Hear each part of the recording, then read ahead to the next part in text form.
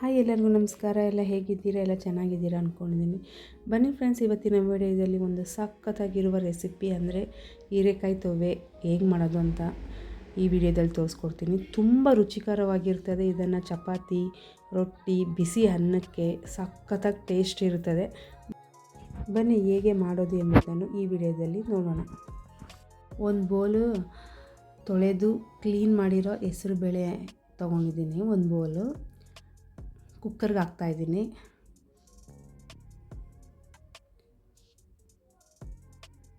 ಹೀರೆಕಾಯಿನೂ ಅಷ್ಟೇ ಸಣ್ಣಕ್ಕೆ ಹಚ್ಚಿ ತೊಳೆದು ಕ್ಲೀನ್ ಮಾಡಿದ್ದೀನಿ. ಹೀರೆಕಾಯಿ ಒಂದು ಬೌಲ್ ತೊಗೊಳ್ತಾ ಇದ್ದೀನಿ. ಅದುವೇ ಫ್ರೆಶ್ ಆಗಿರಬೇಕು ಹೀರೆಕಾಯಿ, ಆವಾಗ ಇನ್ನೂ ರುಚಿ ಸಖತ್ತಾಗಿರುತ್ತದೆ. ಹೀರೆಕಾಯಿನೂ ಅಷ್ಟೇ ಕುಕ್ಕರ್ಗೆ ಹಾಕ್ತಾಯಿದ್ದೀನಿ. ಹೆಸರುಬೇಳೆ ಮತ್ತು ಹೀರೆಕಾಯಿ ಎರಡೂ ಹಾಕ್ತಾಯಿದ್ದೀನಿ ಕುಕ್ಕರ್ಗೆ.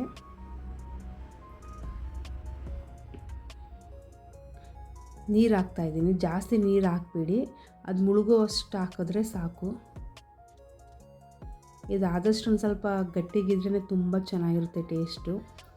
ಅರ್ಧ ಸ್ಪೂನಷ್ಟು ಅರಿಶಿನ ಹಾಕ್ತಾಯಿದ್ದೀನಿ.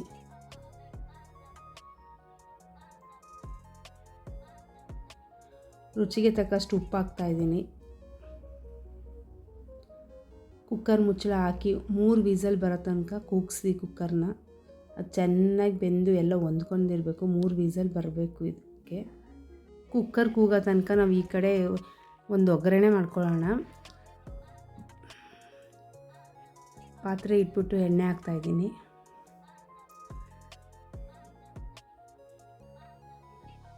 ಸಾಸಿವೆ ಹಾಕ್ತಾಯಿದ್ದೀನಿ. ಎಣ್ಣೆ ಕಾದ್ಮೇಲೆ ಸಾಸಿವೆ ಹಾಕಿ ಮತ್ತು 1 ಸ್ಪೂನ್ ಜೀರಿಗೆ ಹಾಕಿ,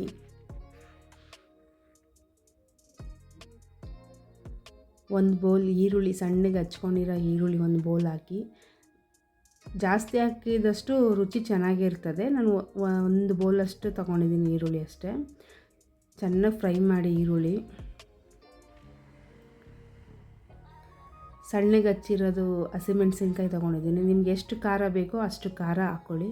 ಹಸಿಮೆಣ್ಸಿನ್ಕಾಯಿನ ಚೆನ್ನಾಗಿ ಕೈಯಾಡಿ ಫ್ರೈ ಆಗಬೇಕು ಚೆನ್ನಾಗಿ. ಅದು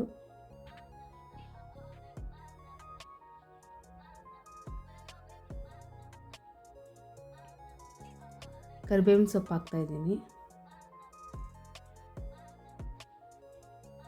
ಎಲ್ಲ ಮಿಕ್ಸ್ ಮಾಡಿ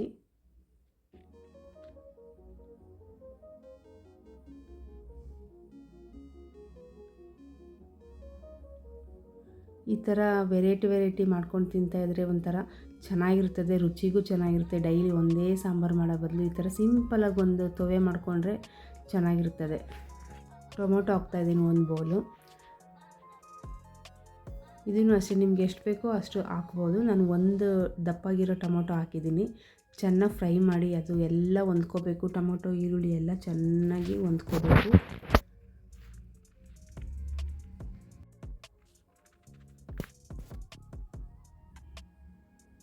ಚೆನ್ನಾಗಿ ಫ್ರೈ ಮಾಡಿ ನೋಡಿ, ಇದಾಗಿದೆ. ಇವಾಗ ಚೆನ್ನಾಗಿ ಫ್ರೈ ಆಗ್ತಾ ಇದೆ.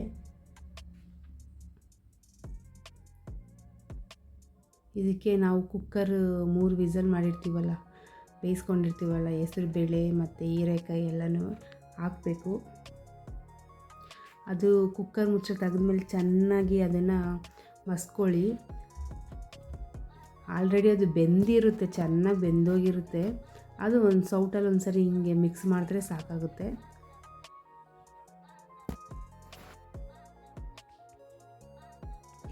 ತುಂಬ ಟೇಸ್ಟಿ ಇರುತ್ತೆ ಫ್ರೆಂಡ್ಸ್ ಇದು ತೊವೆ, ಹೀರೆಕಾಯಿ ತೊವೆ. ಒಮ್ಮೆ ಟ್ರೈ ಮಾಡಿ ನೋಡಿ ನೀವು, ಆಮೇಲೆ ನೀವೇ ಹೇಳ್ತೀರಾ, ಕಮೆಂಟ್ ಮೂಲಕ ತಿಳಿಸ್ತೀರ ನನಗೆ. ಅದು ಬಿಸಿ ಬಿಸಿ ಅನ್ನಕ್ಕೆ ತುಪ್ಪದ ಜೊತೆ ತಿಂತಾಯಿದ್ರೆ ಎಷ್ಟು ಮಜಾ ಇರುತ್ತೆ ಗೊತ್ತಾ, ಸೂಪರ್.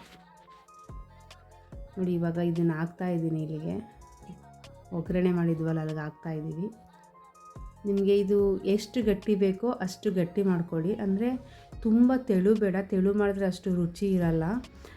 ಮೀಡಿಯಮ್ ಸೈಜಲ್ಲಿ ಸ್ವಲ್ಪ ಗಟ್ಟಿ ಮಾಡ್ಕೊಳ್ಳಿ ಸಾಕು. ಚಪಾತಿ, ರೊಟ್ಟಿ, ಬಿಸಿ ಅನ್ನಕ್ಕೆ ಬೇಕು ಅಂದರೆ ಮುದ್ದೆನೂ ಊಟ ಮಾಡ್ಬೋದು ಇದರಲ್ಲಿ. ಅಷ್ಟು ರುಚಿಕರವಾಗಿರುತ್ತದೆ, ಹೆಲ್ತಿಯಾಗಿರ್ತದೆ ಇದು.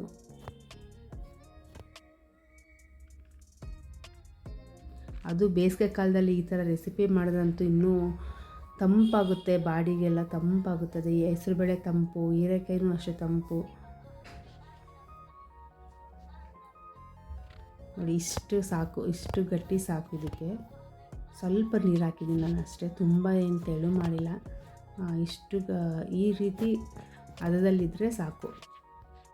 ಒಂದು ಕುದಿ ಬಂದರೆ ಇದು ರೆಡಿ ಆಗುತ್ತದೆ. ಏಕೆಂದರೆ ಹೆಸರುಬೇಳೆ ಹೀರೆಕಾಯಿ ಎಲ್ಲ ಆಲ್ರೆಡಿ ಬೆಂದೋಗಿರುತ್ತೆ. ಒಂದು ಕುದಿಗೆ ಇದು ರೆಡಿ ಆಗಿಬಿಡುತ್ತೆ ಫ್ರೆಂಡ್ಸ್. ನೋಡಿ ಕೊತ್ತಂಬರಿ ಸೊಪ್ಪು ಹಾಕ್ತಾಯಿದ್ದೀನಿ. ಉಪ್ಪು ನೀವು ಟೇಸ್ಟ್ ನೋಡಿ, ಉಪ್ಪು ಸಾಕಾದರೆ ಅಷ್ಟೇ ಸಾಕು. ಬೇಕು ಅಂದರೆ ಇನ್ನೊಂದು ಸ್ವಲ್ಪ ಸೇರಿಸ್ಕೊಳ್ಳಿ ಉಪ್ಪನ್ನ. ನಾನು ಹಾಕಿರೋ ಉಪ್ಪು ಸಾಕಾಗಿದೆ, ಅದಕ್ಕೆ ನಾನು ಮತ್ತೆ ಏನು ಸೇರಿಸಿಲ್ಲ. ನೋಡಿ ಎಷ್ಟು ಚೆಂದ ಇದೆ ಅಂದರೆ, ನೋಡ್ತಾ ಇದ್ದರೆ ಬಾಯಿ ನೀರು ಬರ್ತಾ ಇದೆಯಲ್ಲ. ಬಿಸಿ ಬಿಸಿ ಅನ್ನಕ್ಕೆ ಟ್ರೈ ಮಾಡಿ. ಸಿಂಪಲ್ ಆ್ಯಂಡ್ ಈಸಿ ರೆಸಿಪಿ ಇದು.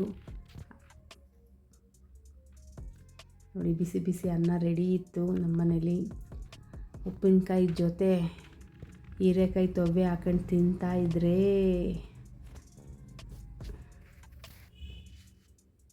ನೋಡಿ ಎಷ್ಟು ಸಕ್ಕತ್ತಾಗಿ ಕಾಣಿಸ್ತಾ ಇದೆ. ಆಮೇಲೆ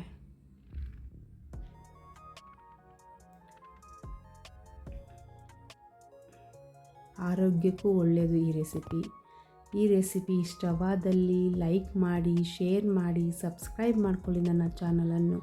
ಥ್ಯಾಂಕ್ ಯು ವೆರಿ ಮಚ್. ಧನ್ಯವಾದಗಳು. Bye bye. Take care.